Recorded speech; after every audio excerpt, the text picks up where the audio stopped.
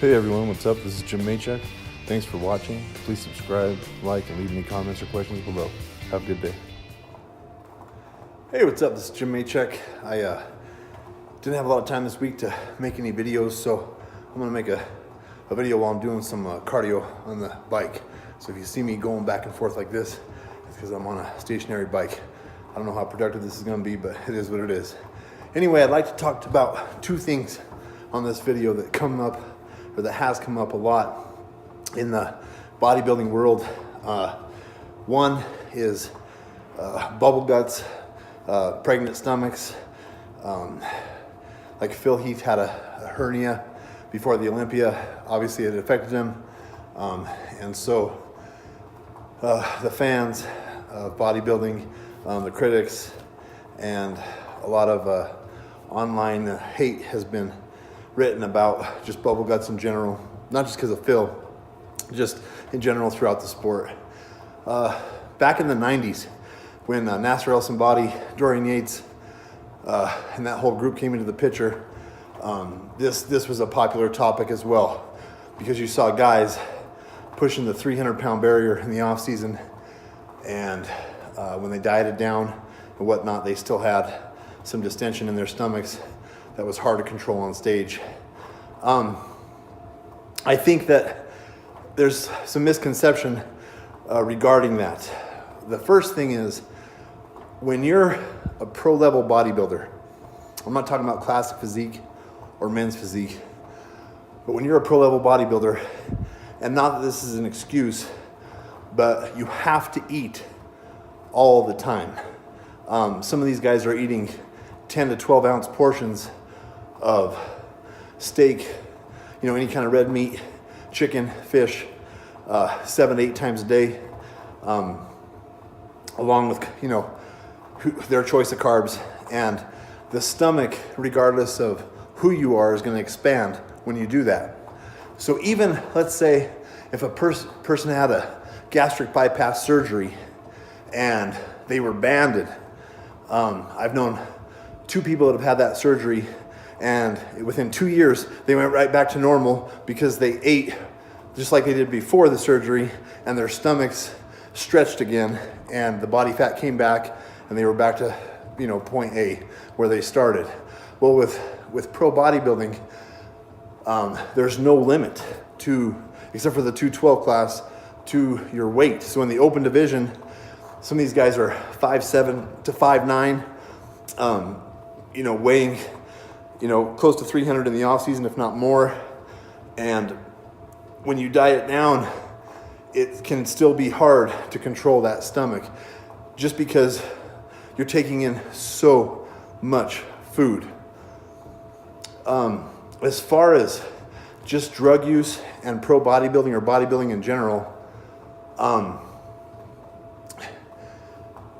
I think, and this is kind of a touchy subject, but yes, if individuals can afford to spend money on real growth hormone, which is very rare to have real growth hormone, and they decided to go that route, and they're financially, they can take care of that and do that, and they're taking it that serious, in excessive dosages, yes, your organs, your body can grow if you use excessive growth hormone.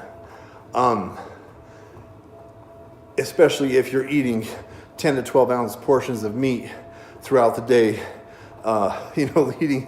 from your off season leading up to a show, and it can get kind of crazy.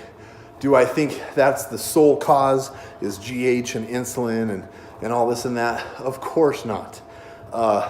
In this sport, in all aspects of the sport, in pro golf, in pro baseball, guys are using anabolics and performance enhancing drugs, and you don't see pro golfers with distended stomachs because they don't eat the same as a pro bodybuilder or anywhere near it. So my point is that most of the distension just has to do with food. Now, something else to keep in mind. when you're training for a show and you get down to that last week, some people call it peak week. I think nowadays people are being more consistent with their preps and they're getting in shape earlier, and the peak week has kind of fizzled over the years for a lot of pros. However, in general, what a lot of guys do and a lot of girls is they'll deplete their bodies, say Monday, Tuesday, and Wednesday before Friday or Saturday show. So they'll drop their carbs, say on Sunday, Monday, and Tuesday. They'll start introducing carbs on Wednesday. Then they'll flood their body with water on, say, Monday, Tuesday, and Wednesday. And then they'll start pulling back on their water and increasing their carbs in the days before a show. Well, what that does is you're feeding your body more food and you're not giving it anything to digest. So what's happened to one good friend of mine is everything just kind of seized. His liver and kidneys were like, peace out. You're not giving me any water. I'm dehydrated, I'm done. And the food just sits there and your stomach becomes distended. So a lot of times, and it's not just because of pressure, it's just because people want to come in as hard as they can and still as big as they can. So they're carbing up, they're dropping water. Their digestive system's like, hey, I'm not going to move this food through. So they're eating 6-7 times a day. They're increasing their carbs. Their carbs have nowhere to go, and it's just not getting pushed through. There's not enough fiber or anything to push it through. And so when you step out on stage, your stomach's cramping. These guys are already 240 to 280, 290, 300 pounds, and it's just too much. So a number of things outside of just performance enhancing drugs and this and that attribute to having, say, a bubble gut, or as a lot of people call it, a drug gut on stage. It's just the pressure to be big, hard, and all that stuff. As you see in classic physique and men's physique, men's physique doesn't have the pressure to be as big. With classic physique, you have height and weight requirements, both. So the average guy that taps himself out, say at 5'9", that can weigh up to 190 pounds this next year in classic physique in the MPC, is probably not going to have a pregnant look on stage. He's probably going to come in, with that classic physique look. Whereas in bodybuilding, there's no limits. If you're a pro bodybuilder in the open division, obviously you can weigh whatever you want. So regardless of your height. So that hopefully kind of explains some of the reasons why you're seeing this pressure and the distended stomachs on stage.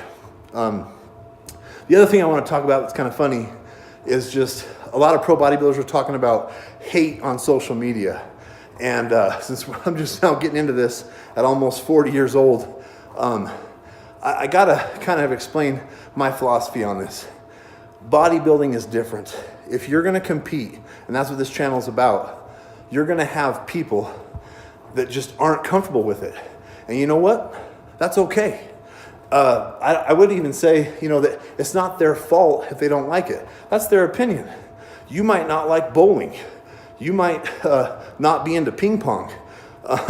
And that's okay that you don't like ping pong or bowling, just like it's okay if people don't like you eating fish and broccoli at work, So I guess over the years, I used to hate on it.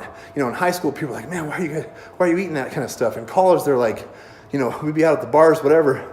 Like, hey man, I gotta go out to my car, grab a meal real quick. I'd be like 6 weeks out from a show, whatever.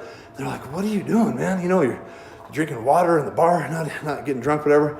And so I had my days of partying, don't get me wrong, but at the same time, it's just a different lifestyle. If you're training for a show, you have to live a certain lifestyle, and it's different, and that's why people tend to, not like that and hate on it. Also, everybody knows this.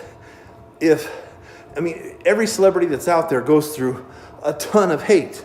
You can go to any celebrity's Facebook page, Instagram, whatever, pick up a National Enquirer while you're in the line at Walmart, and you're going to find hate and drama and all this and that and all this negative stuff, because that's what the media wants. People like to hear negative stuff. So I guess the way I've looked at it and this started a long time ago before they even had cell phones out, is that if somebody doesn't hate to my face, so if somebody's not disrespecting me straight to my face, it just doesn't count. Don't care. And so it's just that kind of rolled over into social media and other parts of my life, where if somebody doesn't come to my face and is rude, it just doesn't count. Now, if somebody, appropriately says, hey man, like we meet every Sundays, for instance, to pose. And usually right around the April timeframe, we'll meet here at Steel City Gym and we'll pose downstairs at 9 o'clock in the morning. And there's feedback all the time. I mean, we stress over, hey, should we take out a half cup of rice on meal number 4? Should we do this? Or, hey, you might want to do this. I think you're overtraining. I think you need to back off the cardio. You really didn't bring your chest up this off season. You need, this and that. We give feedback, and that's fine. That's constructive criticism. But as far as just pure negative hate, to me, it doesn't count unless somebody's disrespecting you or your family straight to your face. It just doesn't count. And so from start to finish, I can count on, less than one hand how many times people have been disrespectful to my face, and there's probably been thousands of times people have talked smack behind my back, of course. So none of that counts because it just doesn't count. Who cares? It's not real. If somebody can't come to you face to face, it's just not real.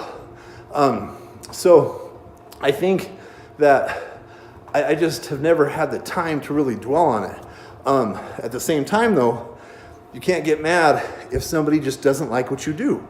If people are like, hey, I don't know why Maychek uses so much volume on his back days. What is he doing? How come he's training 7 times a week? That's kind of weird. I can't hit on that. That's their opinion. So if they don't like bodybuilding, or if they don't like my personality, or if they don't like your personality, that's okay. That's their opinion. You don't like everybody else, right? You have your opinions about even family members or people you work with, your boss or bosses or whatever. That's your opinion.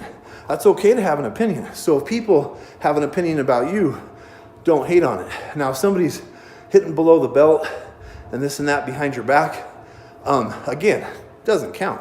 If they can't come to you face to face, it just doesn't count. So I've seen so many videos about the distended stomachs and the bubble guts and the hate and all this other stuff. So I figure, well, since my channel is kind of a rookie channel, I'm not very good at the social media stuff, I'd take care of it and just kind of tell you what I think about it right off the bat. So hey, thanks for watching again. It's going to be a good off season. I'm looking forward to next year. I'm looking forward to having a little fun this next weekend on New Year's weekend. Hope everybody's doing good out there. Have a safe New Year's Eve, and we'll talk to you guys later.